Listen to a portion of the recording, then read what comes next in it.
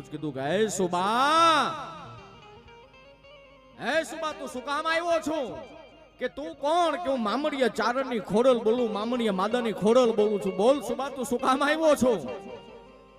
અન તેદી રાધનપુરના સુબાએ એટલું કીધું, તને 7 વર્ષની દીકરીના ખોળિયામાં જો ખોડલ પ્રગટ થઈ હોય અને રોયસાળાનું પાદર મૂકી અને 7 બેનુમાંથી જો ખોડલ મામડિયા માદાની ખોડલ જો આના ખોળિયામાં આવી હોય તો હું આ ભરેલું તપેલું સિંદૂરનું લાવી છું, તું પી જા તો માનું ખોડલ છે, બાકી ન માનું.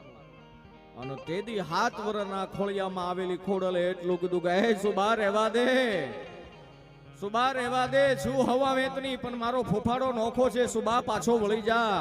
આયુના પારખા ન હોય, ભગવતીના પારખા ન હોય, જગદંબાના પારખા ન હોય, પાછો વળી જા. હે સુબા કે નહીં મારે જોવું છે, તું માં હોય અને તારા ખોળિયામાં માં આવી હોય તો હું ભરેલું તપેલું સિંદૂરનું લાવ્યો છું, તું પી જા તો